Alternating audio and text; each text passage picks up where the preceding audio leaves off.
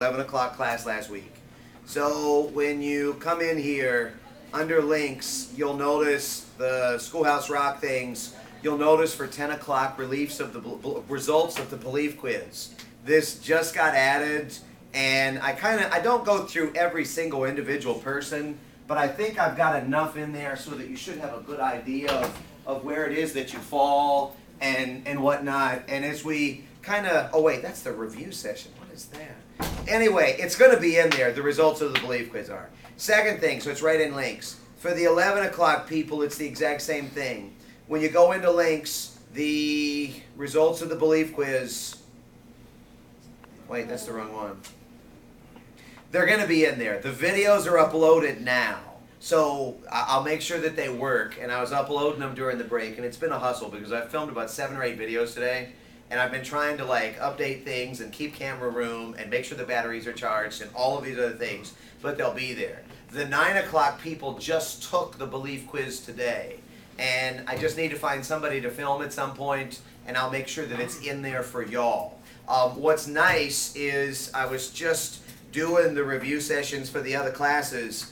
All of their review sessions are already in, and we just filmed this between 12 and 1. So odds are yours are going to be in there really shortly after this. So that's going to be kind of an important thing.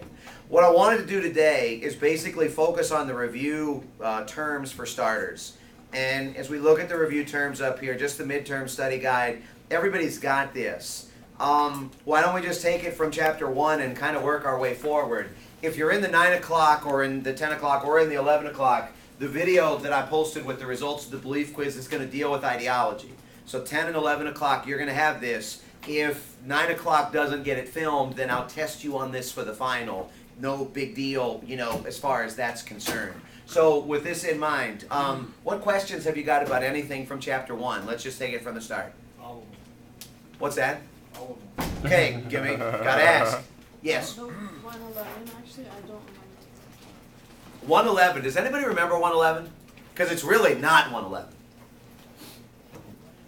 Wow, not everybody at But once. is it the one where it's 130 something? Is that?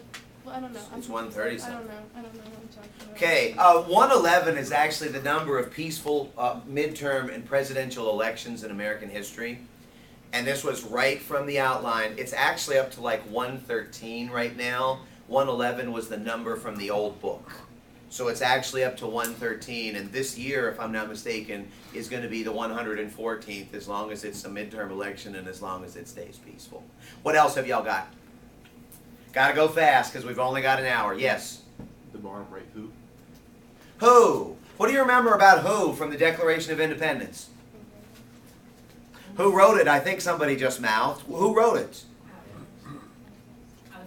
Thomas Jefferson. Okay, say something. Go ahead. About who is implied for, right? Who what? The declaration is implied for. It's not for everyone. It's for specific For even the- though Who was it written for? For the White. king. For the king. Okay, I've got white man, I've got the king. I don't remember saying, I think those were the wrong answers when we went over it the first time. Because if you remember, the property holders, they were the folks actually that didn't need to be convinced because their property was at issue. And the king wasn't going to be convinced.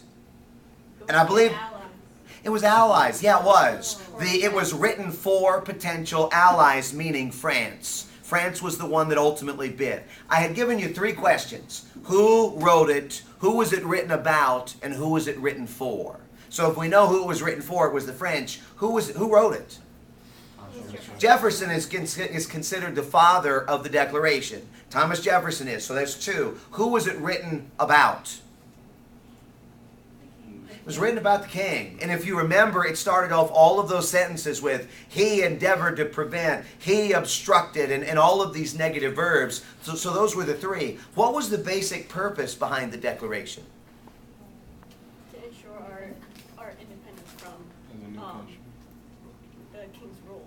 Okay, that's a start. Tell me more. What was the purpose of the Declaration?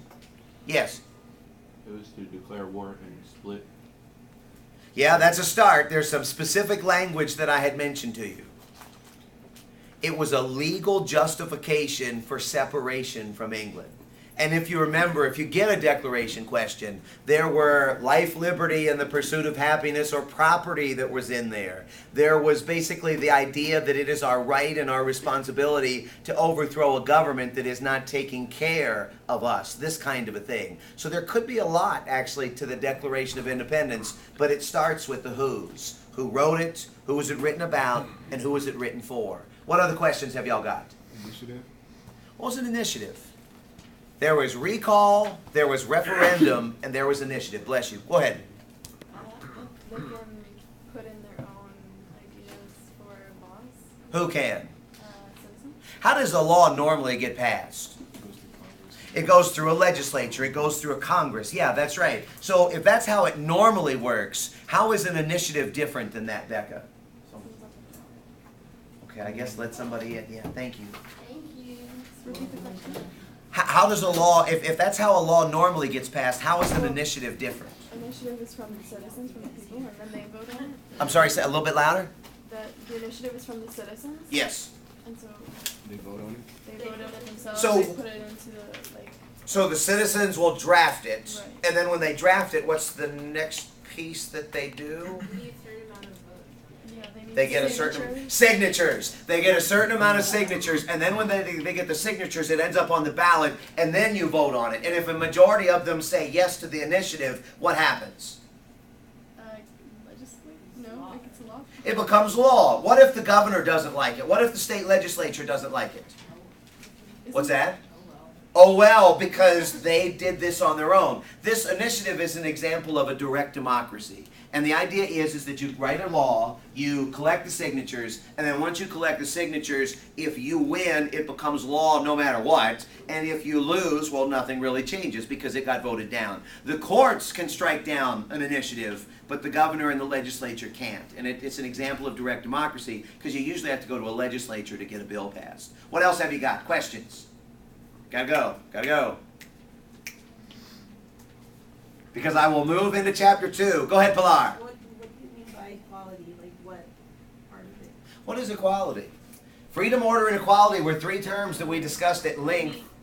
Can you be more specific? Like, are you gonna put like the article that we read and then? Like, I guess I could. No, I mean really, I guess I could. But what is freedom, order, and equality in its most basic sense? 3 principles of the Constitution. Okay, there are 3 principles of something. Government. Okay, but what are they? What is freedom? What is order? What is equality? Because we went through this. It's a law. It's a law. Or the freedom. Life, liberty, and the pursuit of happiness now? Equal to. Zoom in on him. He's just saying things. Zoom in. Zoom in. I'm just bullshitting. Yeah. Zoom in. Okay. Remember, I had talked to you about order, and I said that really there was one word that really order dealt with. What was the one word? Security. Security. Yeah. When you think about it, people want to be safe. So what was freedom? What does in its most basic sense freedom mean? Being able to do what you want. Being able to do what you want to do. And if you remember, and when somebody was on the front row, I started swinging. And I said, when you think about it, freedom is this idea that people can swing as much as they want in as many different directions. But as I got closer and closer, at some point, if you keep swinging, you're going to end up clipping somebody's nose, at which point you need order. So freedom is the ability to do what you want. Career, marriage, political freedoms. Order is being safe. Order is being secure. Equality is probably the easiest, which is Everyone being equal. everybody being treated the same, specifically by the government. By the government. And what I had mentioned to you with these is that these 3 values sound wonderful, but oftentimes they conflict against each other. They don't necessarily work on the same team. And Pilar, you had just said about an article. It wasn't an article that might have been the best example of this, but it was actually a story. Do y'all remember the story that I had given you that was dealing with the priest, with freedom, order, and equality? Oh, yes. Go ahead. It was basically some guy was he in jail or was he just in an interrogation room in the police Probably station? both.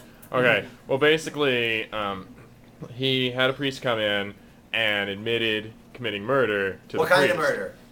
Anybody? Triple murder. Triple murder. He admitted to committing a triple murder. And what was the problem with this admittance? Gotta go fast. Somebody was taking a video of it. While The police Police had had the video cameras interrogation in the cameras interrogation room. running up there. So when the priest came in, they shouldn't have been. He's supposed to have what kind of rights? religious rights. Religious rights, First Amendment rights. They shouldn't be listening to this. What did the police do when they realized that they had a confession on film? They tried to use it as evidence. There was an argument that they should be able to use this in order to gain the conviction. And when you think about it, there was huge division over this. Right. Why was there so much division? Because it's supposed to be confidential. It was supposed to be like a confession between the priest and the guy. So if you, videotaping it and then using his confession to the priest as evidence against him is against the religious practice. Yeah, it is. When you sit down and you think about this, the freedom idea, some people would argue we need to protect the religious freedom, in this instance of the Catholics. And in fact, we need to not allow them to basically go into the side of this confession. They shouldn't be allowed to use it. Order, on the other hand, says, wait a minute, no. Order, somebody killed 3 people. They admitted to killing 3 people. We've got it on tape. I don't want that person roaming the streets anymore. So you got freedom versus order. How did equality play into this? Do you remember? If we can use the Catholic confession, if we can pry into a sacred Catholic ceremony, then what? We can do it with any religion. You can do that for any religion. And was the Catholic priest in favor of them using this? No. No, he was not. So you kind of had this weird circumstance where the churches were actually in favor of wanting to defend the murderer's rights. There were some people that were really against religion that wanted these rights violated. And then you've got people that weren't even involved, churches weren't even involved, that were worried that their future ceremonies were now going to be violated. Did they end up using it? No. No. What ended up happening? Didn't he get off? They did end up finding something else, and there was a sense that if they would have used the evidence, it might have been thrown out, it might have been illegally obtained, it might not have been accepted by the courts, and if that would have happened, then what would have happened to our accused? They probably wouldn't have listened. He would have probably walked, because if this was all that they had. And if you remember the other thing that kind of upset people sometimes, what was it that he actually did? He had a relationship with a boy. and then he had a girlfriend. And Okay, nobody wanted to talk at the beginning, and now everybody is talking. What? What do you do? He and another guy were in love, and his lover actually ended up Oh, yeah! ending their relationship with another girl. So the murderer got jealous. That's right. And killed his ex-lover with a bat The teenager. and his new girlfriend. And his new girlfriend. And I'm guessing a friend. And a friend that happened to be there. This was the 28-year-old Nazi that actually killed the 3 teens. Yeah, and understand on this, I had asked y'all about a vote, and if you remember, oh, we need to protect the religious rights. Yeah, and then I told you it was a Nazi and a baseball bat and 3 teenagers, and the hands went down pretty fast after that about protecting the religious rights, but that's not the way that it's supposed to work. What other questions have y'all got up here from terms? Anybody? Gotta go, though. Political science. Don't worry about political science.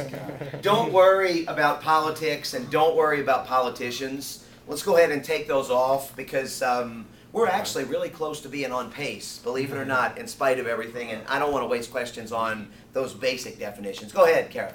The recall is when you can vote out someone who's in office. Yeah, that's right, and it works a lot like the initiative. So what's the first thing you got to do for a recall? Signatures. You gotta get signatures. You gotta get a percentage of signatures of eligible voters, just like with the initiative. And then if you get enough signatures, they're gonna call a special election. What are the 2 questions that they have on this special election? Should this person be removed, and if so, who should replace them? Should this person be removed or recalled from office? Exactly, Brian. And then if you say no, you're done.